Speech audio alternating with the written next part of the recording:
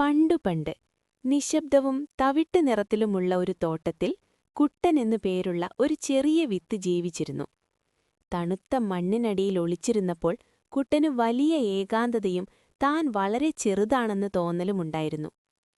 ഒരു ദിവസം രാവിലെ സ്വർണ്ണ നിറത്തിലുള്ള ഇളം ചൂടുള്ള സൂര്യൻ വേലിക്കു മുകളിലൂടെ എത്തിനോക്കുകയും താഴേക്ക് നോക്കി പുഞ്ചിരിക്കുകയും ചെയ്തു. ഹലോ കുഞ്ഞുവിത്തേ, തിളക്കത്തോടെ സൂര്യൻ മന്ത്രിച്ചു. എനിക്കു വളരാൻ വലിയ പേടിയാണ്, കുട്ടൻ നെടുവീർപ്പിട്ടു. ലോകം വളരെ വലുതാണ്, ഞാനാണെങ്കിൽ വളരെ ചെറുതും. സൂര്യൻ ഊഷ്മളമായി പുഞ്ചിരിച്ചു. വിഷമിക്കണ്ട കുട്ടാ, ഞാൻ നിന്റെ കൂട്ടുകാരനാകാം.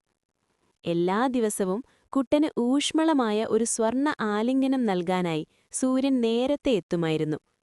മേഘങ്ങൾ വന്നപ്പോൾ പോലും വീണ്ടും പ്രകാശിക്കാനായി സൂര്യൻ അടുത്തുതന്നെ കാത്തുനിന്നു.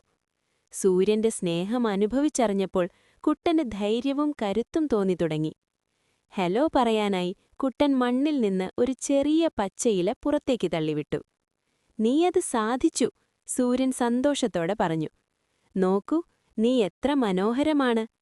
സൂര്യന്റെ തുടർച്ചയായ പ്രകാശത്താൽ കുട്ടൻ ഉയരമുള്ളതും സന്തോഷവാനുമായ ഒരു സൂര്യകാന്തി പൂവായി വളർന്നു. താൻ വെറുമൊരു വിത്ത് മാത്രമല്ല, ഒരു സുഹൃത്തു കൂടിയാണെന്ന് കുട്ടൻ തിരിച്ചറിഞ്ഞു. സൗഹൃദം ഹൃദയത്തിന് ലഭിക്കുന്ന സൂര്യപ്രകാശം പോലെയാണെന്ന് അവൻ മനസ്സിലാക്കി.